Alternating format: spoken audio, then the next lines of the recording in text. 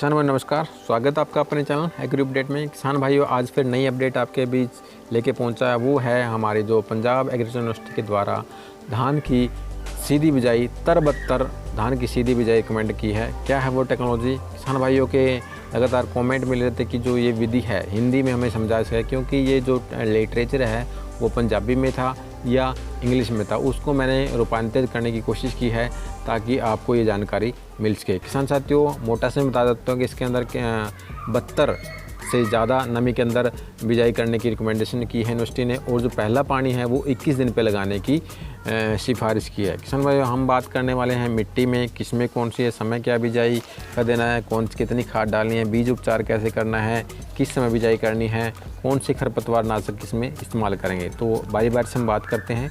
पहले तो हम बात करें कि तर-बत्तर विधि में हमें बिजाई क्यों करनी चाहिए, तर-बत्तर में क्यों बिजाई करनी चाहिए। इसका ये फ़ायदा है कि जो पानी की बचत है, सूखी सतह के अंदर जो हम पानी देते हैं, जल्दी पानी देते हैं, सूखी सतह से पानी कम वाष्पित होगा ताकि हम जल्दी पानी देने को जल्दी वाष्पित हो जाएगा वो। दूसरा, घास का कम जमाव होगा। तीसरा, जो पोषक तत्व की कमी शुरुआत में दिखाई देती है वो नहीं दिखाई देगी, क्योंकि जो पानी हम पहला पानी देते हैं जल्दी, उसके अंदर आयरन की कमी और जो पोषक तत्व लीचिंग डाउन हो जाते हैं, नीचे चले जाते हैं, वहाँ में कमी दिखाई देती है। दूसरा, जी पैदावार ज़्यादा निकलेगी इसके अंदर, और संभावना है कि ये जो धान की सीधी बिजाई इसमें ज़्यादा सफलता मिलेगी। तो बात करते हैं मिट्टी की, कौन सी मिट्टी में। इसमें दरमियानी और भारी मिट्टी में रिकमेंड किया यूनिवर्सिटी ने। हल्की मिट्टी के अंदर आपने धान की सीधी बिजाई नहीं करनी है। क्यों नहीं करनी है? क्योंकि हल्की मिट्टी में आयरन की कमी ज़्यादा दिखाई देती है, घास का ज़्यादा जमाव होता है, धान का कम जमाव होता है और ज़्यादा पानी उसके अंदर लगता है। यूनिवर्सिटी ने एक और कहा कि धान की बिजाई उन खेतों में नहीं करनी है जहाँ पर आपने पिछले साल या मक्का, गन्ना, कपास वाले खेतों में वहाँ पे बिजाई आपने करनी, वहाँ घास की समस्या ज़्यादा करनी रहती है। आपने जो बिजाई करनी है गेहूँ और धान का जो फसल चक्र है उसके अंदर आपने धान की सीधी बिजाई करनी है। किस्में आप कोई भी इसमें किस्म ले सकते हो। यूनिवर्सिटी ने कहा कि कम समय कम अवधि वाली किस्में आपने इसमें सेलेक्ट करनी है, लंबी अवधि की किस्में नहीं लगानी है। क्यों नहीं लगानी? आपने कम समय की जो किस्में होती हैं उसकी जो ग्रोथ होती है, जल्दी ग्रोथ होती है, इसलिए जो घास का उगने का समय होता है उसको कंप्रेस कर देती हैं, वो जल्दी ग्रोथ करती हैं ऊपर वाली, और घास को डिप्रेस कर देती है रोकने के लिए। दूसरा, कम पानी पीती हैं। तीसरा, जल्दी पक जाती हैं, और जो जल्दी पकने की वजह से अगली फसल की हम बुआई हम समय पर कर सकते हैं। चौथा, जो उनका भूसा होता है वो कम होता है, फसल अवशेष प्रबंधन हम आसानी से कर सकते हैं। अब आती है समय, कब बिजाई करनी है। यूनिवर्सिटी ने 1 जून से लेकर 15 जून तक आपने बिजाई रिकमेंडेशन की है, दूसरे हफ्ते तक बिजाई कर सकते हैं। इसमें यूनिवर्सिटी ने कहा कि जो PR 126 है, 1509 है PB, वो जून के दूसरे हफ्ते में कर सकते हैं कि वो बिल्कुल कम समय की वैरायटी हैं।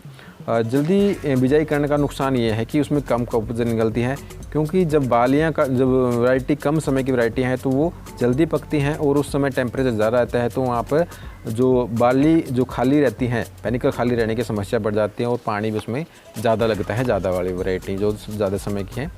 तीसरा, हमारी बात करते हैं बीज की। बीज आपने 8 से 10 किलो रिकमेंड किया है यूनिवर्सिटी ने, 8 से 10 किलो प्रति एकड़ आपने बीज लेना है।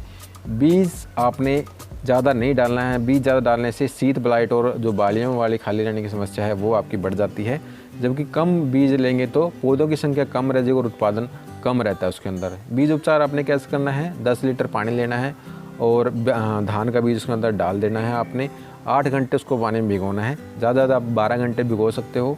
उसके बाद आपने 3 ग्राम स्प्रिंट जो दवाई है हमारी 75% WS को, इसमें मैंकोजैब और कार्बेंडिज़म दोनों है, 10 से 12 ml पानी में उसको दवाई को भिगोना है, पेस्ट बनाना है, और पेस्ट को आपने 1 किलो बीज पे आपने लगाना है। मतलब कि अगर 10 किलो आपने बीज लेना है तो 30 ग्राम आपने स्प्रिंट दवाई लेनी है, उसको अपने पानी में भिगो के उसका पेस्ट बना के बीज के ऊपर लगाना है और थोड़ा हल्का सुखा के आपने बिजाई कर देनी है। खेत की तैयारी कैसे करनी है? लेज़र लेवल इसमें बहुत ज़रूरी है। सबसे पहले रिकमेंडेशन ये है कि आपने लेज़र लेवल लगाना है, फिर उसको छोटी छोटी क्यारियों में बांट लेना है, उसमें रोनी कर देनी है आपने। जब तर-बत्तर आ जाए तो आपने हल्की जुताई उसके अंदर करनी है और 2 बार हल्का सुहागा लगा के आपने उसमें तुरंत बिजाई आपने कर देनी है। बोने का क्या ढंग है? यूनिवर्सिटी ने लक्की सीड ड्रिल को रिकमेंड किया कि लक्की सीड ड्रिल से बिजाई करें, क्योंकि उसके अंदर जो धान की बिजाई के साथ साथ स्प्रे प्री इमरजेंसी हम स्प्रे करते हैं पेंडिमेथनिन, वो आपने साथ साथ में उसका स्प्रे हो जाता है। और इसके अंदर जो प्रेस व्हील लगे, यूनिवर्सिटी ने प्रेस व्हील उसके अंदर लगे हुए हैं।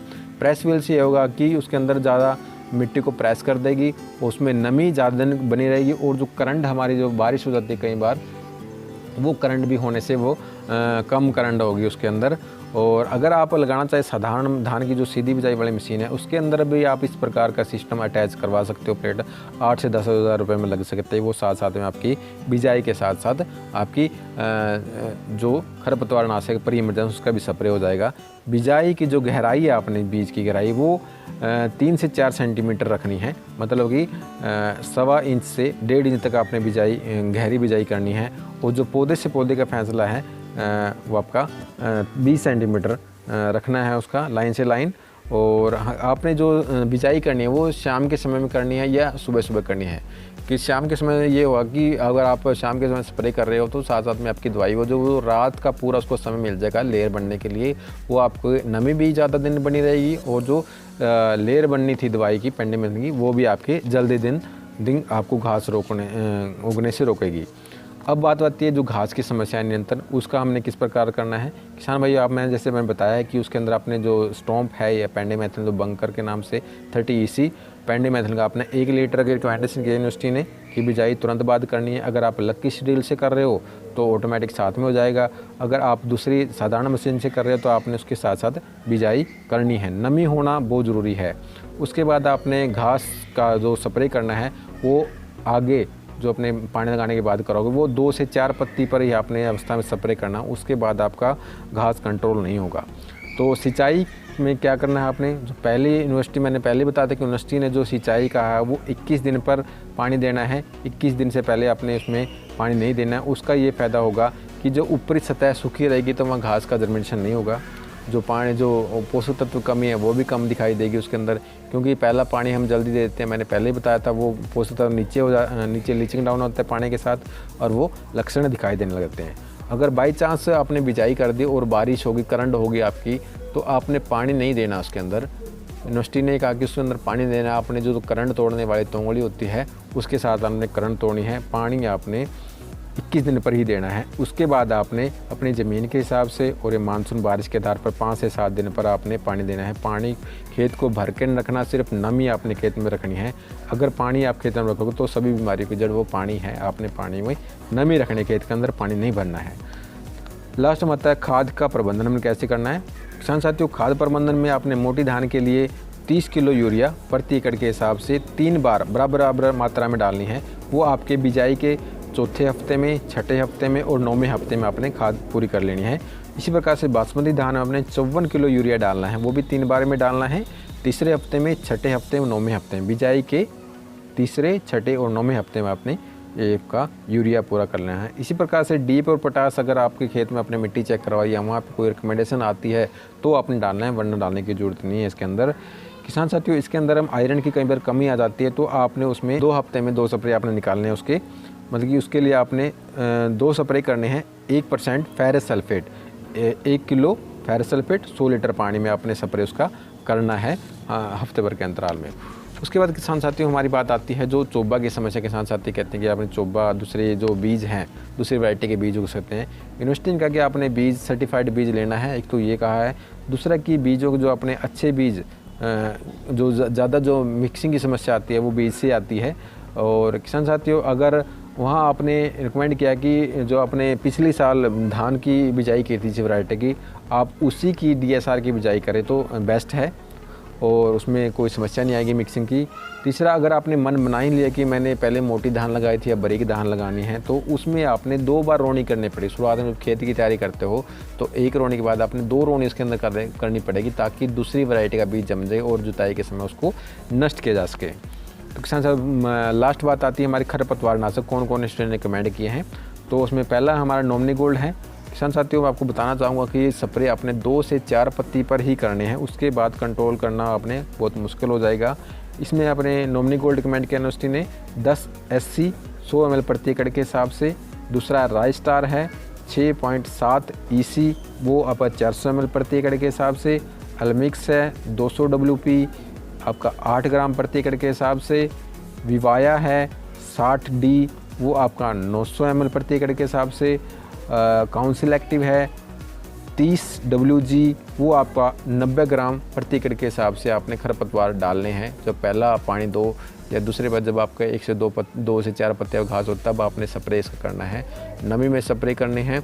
और किसान साथियों, इस प्रकार की मुहिम पंजाब के किसान साथी बड़ी अहम भूमिका निभा रहे हैं धान की सीधी बिजाई में। और जैसे कोरोना का समय चला हुआ है, लेबर की समस्या है, तो आपकी पानी के साथ साथ आपका खर्च भी कम कर सकते हैं। और लोग 2017 से किसान साथी इसको कर रहे हैं, बहुत अच्छी टेक्नोलॉजी। पहले तो घास की समस्या रहती है, अब तो इतने अच्छे अच्छे वीडिसाइड आए हुए हैं, आप आसानी से घास का नियंत्रण कर सकते हैं और पानी बचाने की इस मुहिम में आप अपना सहयोग कर सकते हैं। वीडियो को आप बड़े ध्यान से सुनते हो, उसके लिए आपका बहुत बहुत धन्यवाद। वीडियो को शेयर और चैनल को सब्सक्राइब करना किसान साथियों, जितना मैं इस इंग्लिश को या पंजाबी को ट्रांसलेट कर पाया मैंने कोशिश की। जो भी गलतियाँ इसमें हैं उसके लिए मैं माफ़ी चाहूँगा। उसके लिए आप जो पंजाब एग्री यूनिवर्सिटी हैं उनके जो विशेषज्ञ हैं धान की सीधी बिजाई से, उनसे आप संपर्क करें और वीडियो को आप ज़्यादा से ज़्यादा शेयर करें ताकि ये जानकारी उन किसानों को भी पहुँच सके जो अब की बार धान की बिजाई की शुरुआत करना चाहते हैं। वीडियो को ध्यान से देखने के लिए आपका बहुत बहुत धन्यवाद। चैनल को सब्सक्राइब और वीडियो को शेयर करना ना भूलें।